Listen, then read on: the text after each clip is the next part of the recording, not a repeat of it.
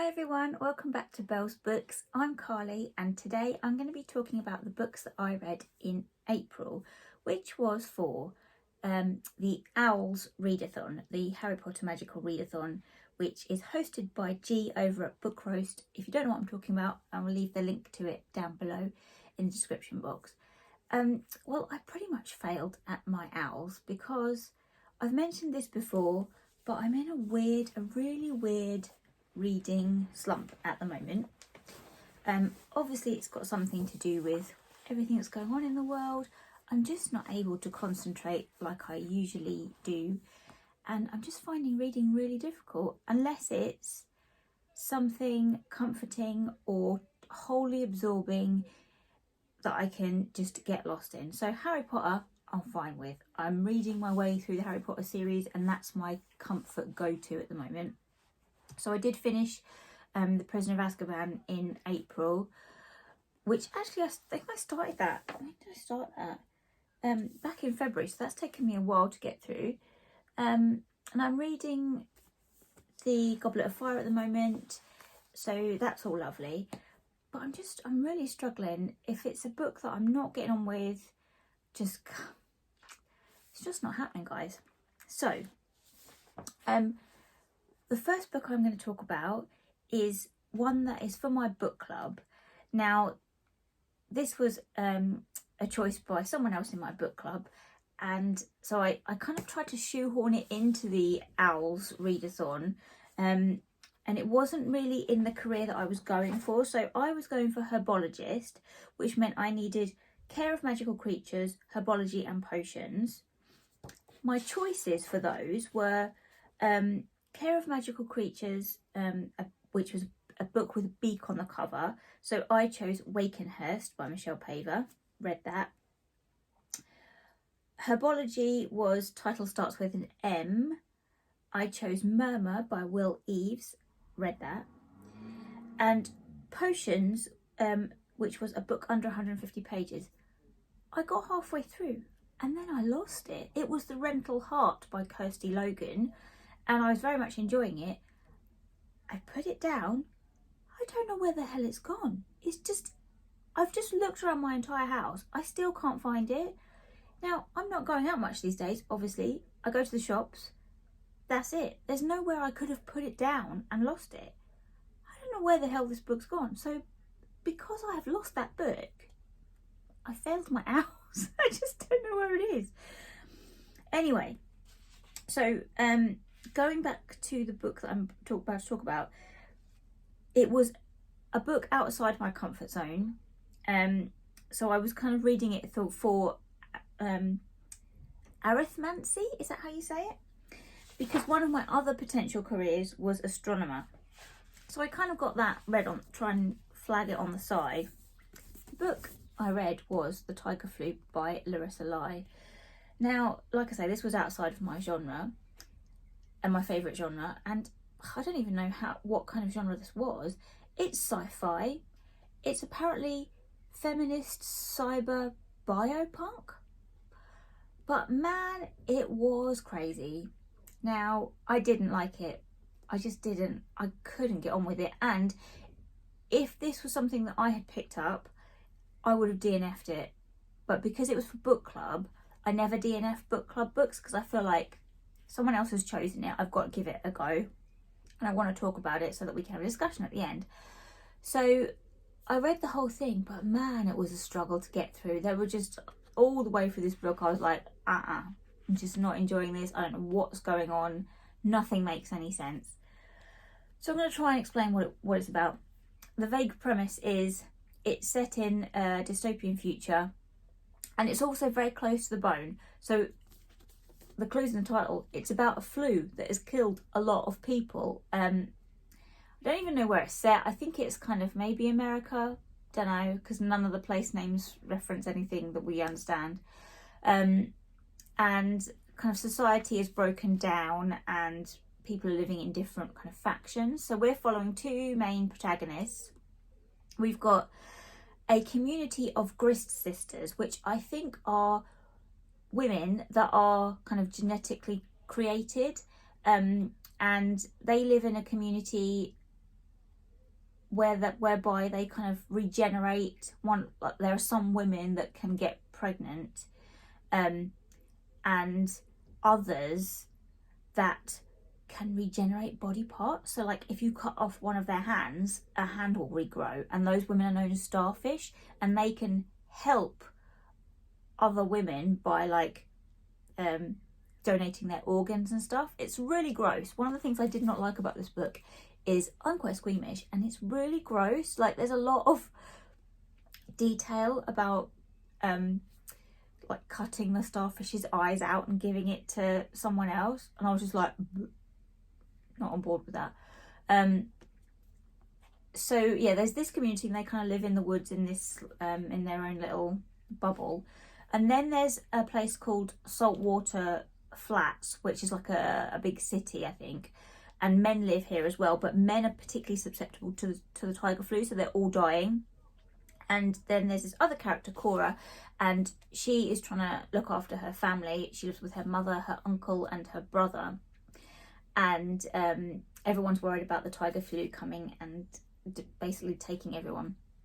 So Cora gets moved into this weird boarding school for girls who go and scavenge for tinned food from the time before, which is, I guess, this society where there was tinned food. And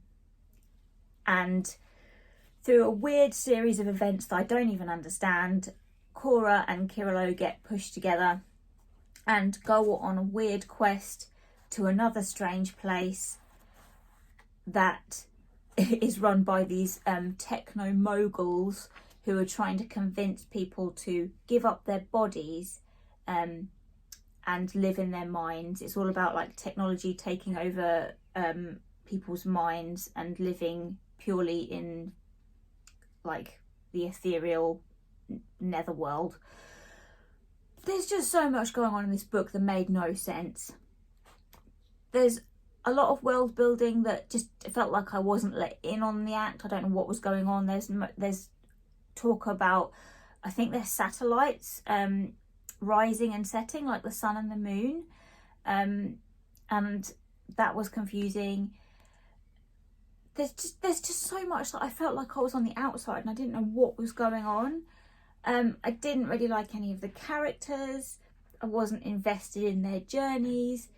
Some characters made questionable decisions, like Cora's brother just turns out to be a complete arsehole. You're like, where's that come from? What? And it was just really weird, guys, and I just didn't like it. Now, maybe it's because I want to say it was outside of my genre, but it was, I don't even know what this was. I've read sci-fi before, but this didn't feel like sci-fi. It just felt weird. Has anyone read this? Did anyone get it? What? Okay, so that was a bad choice. And then in the end, I was so disappointed because my book club didn't even happen. I battled through to the end, and then we didn't even talk about it. So sad times. Next time, I think my takeaway from this is, if you don't enjoy a book, DNF it, no matter if it is for book club. Chuck that on the floor. Right, the next one I read, I really did like. I read Waken Hearst by Michelle Paver. Oh, this was lovely. This was very much my genre. Gothic, set in a big house in Edwardian Suffolk. We follow Maud, who's our protagonist. She's a young girl living with a very domineering father after her mother dies. Her father uncovers a strange doomsday painting at their local church and then starts to go slightly crazy as he is kind of looking into the doomsday and doing research around this weird kind of prophetess from medieval times, and it's like the way that these things connect, and he goes slightly crazy, and Maud is trying to basically look after herself and navigate her own safety around her father's very domineering patriarchal values, and he doesn't like her much. He doesn't show her any affection or anything like that, and she is just witnessing what's unfolding with him going more and more mad. and trying to alert people to the fact that he's going crazy. This is more a comment on patriarchy, really, than it was. I kind of marketed a little bit as something to do with witchcraft. It's nothing to do with witchcraft. There is kind of a little bit of, is this a supernatural thing? Is it not? But that doesn't really go into much detail. There's some really nice kind of nature writing about the Suffolk fenland landscape, which is lovely. But I really liked Maud's character, really hated her dad, and kind of the ancillary characters. And it's more about how women have to navigate, or women had to navigate around male expectations for behaviour. And I found that really interesting, the way that Maud had to kind of play tactically to keep herself safe, basically. There's a lot about how, like, when her mother was alive, she was constantly pregnant and constantly having miscarriages and just not wanting to go through it anymore. But her dad just was like, didn't care. It was like his right as a husband to keep getting his wife pregnant. So there was some really interesting kind of commentary on patriarchal values and stuff like that. So that was really interesting. And yeah, there wasn't much about kind of folklore that I was expecting a bit more, I think. Did have some kind of nice Daphne du Maurier vibes. There was a lot of kind of gothic creepiness going on, and there is a bit of questioning, like, right till the end, like, what is this? Is there something spooky out there in the fens? Is there some kind of weird monster, or is it all in his head? So I really like that. The thing that I loved the most, though, was right at the end, there's an author's note where she talks about all of the things that had inspired her in this novel, and it's various different things that have happened that are, like, true or based on real life things. And I found that fascinating. So the framing for this book is, it opens in, I think it's like 1966, with a newspaper or magazines talking about what happened at this Waken Hearst estate. Because Maud's father, you learn from the beginning, is in an asylum. He committed a horrendous murder. He went and shoved a pickaxe through someone's eye, and it's those people going, no one knows what happened. Maud was the only witness. She's never spoken about it before. What happened? And then you dial back and you go to when she was a child, and you follow her narrative as she talks through what led up to that day where he committed that murder. So it's kind of a really exciting and page turning, like, what is that about? How did this occur? As her father goes slowly downhill. But I loved it. I found it really fascinating and just totally absorbing, and it was, like I say, one of the books that managed to keep me engaged till the end. So would really recommend this. Love Michelle Pfeiffer's writing, really engaging. So yes, would definitely read more by her in the future. If you have any recommendations, please let me know. Yay! Okay. Then I finished on audiobook The Tidal Zone by Sarah Moss, which I think I've spoken about a little bit before.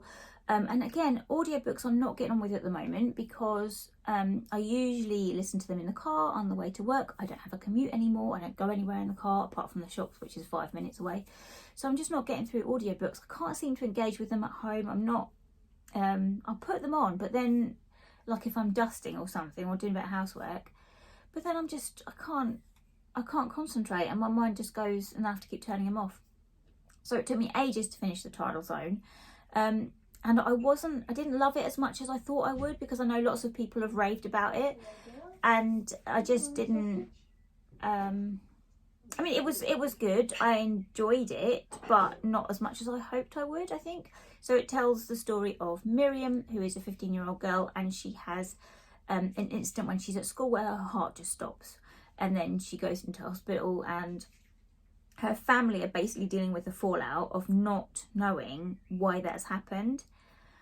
And it's told from her dad's perspective, as he kind of meditates on what could possibly be wrong with my child, and how can I deal with this? What if her heart stops again? How are we supposed to navigate our lives around my daughter potentially dying?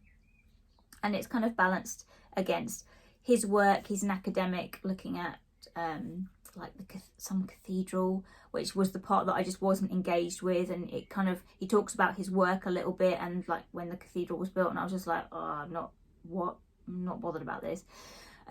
There's another backstory, I think, with his dad in America, as he's in the kind of this hippie traveling around community, living a free life, and how I think it's how he meets his mother. But yeah, I don't know, I just wasn't, I guess I just wasn't in the right headspace for it. I couldn't really get all that engaged. I really enjoyed the story of Miriam and her mum, dad, and her little sister, and that was really engaging. I like that. I like their interactions, I like their conversations, because Miriam's this kind of real feminist, spunky teenager, and I love her. And her little sister's really cute, and like the way they interact, and the dad's protectiveness. I think it's really nice to show a father being so protective and being the one that is at home, knowing everything about the children. He's like a kind of like a stay-at-home husband, while the mother is a doctor and she works all hours.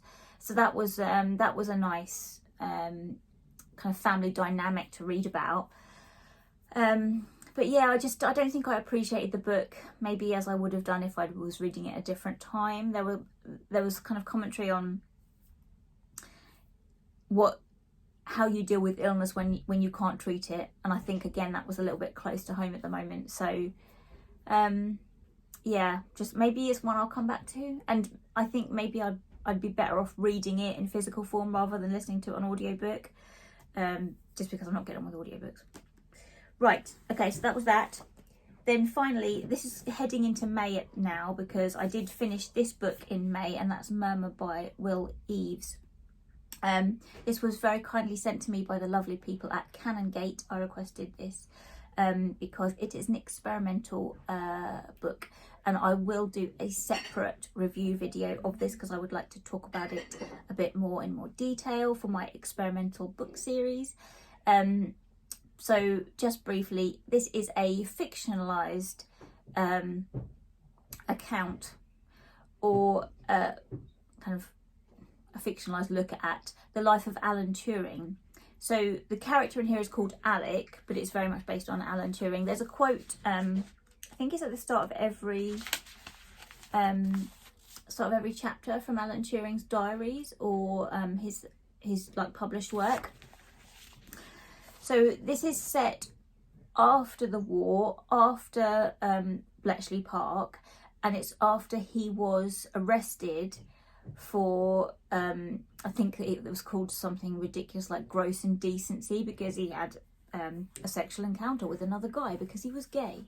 So he was sentenced to, it was either he had to go to prison or he had to be chemically castrated. So he chose chemical castration, which of course is fucking horrendous.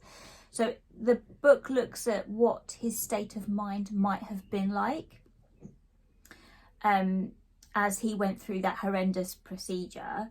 He had to go for injections every week. I think it was, they were injecting estrogen in him to make him impotent. And of course it changed his body, and no doubt it would have had a big impact on his mind. So this book looks at potentially what would have happened in his mind. And it's kind of, there is similarities between the life of Alan Turing, obviously. So there's characters in here that he were present in his life. So it talks about a childhood friend, Christopher, and he was briefly engaged to a woman called Joan, but in here it's June.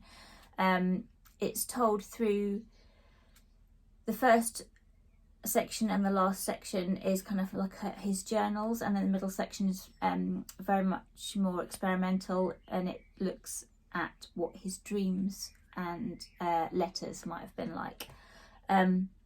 So I did enjoy it, but again, I think I just wasn't in the right headspace because it took me longer to read than I would have imagined it would.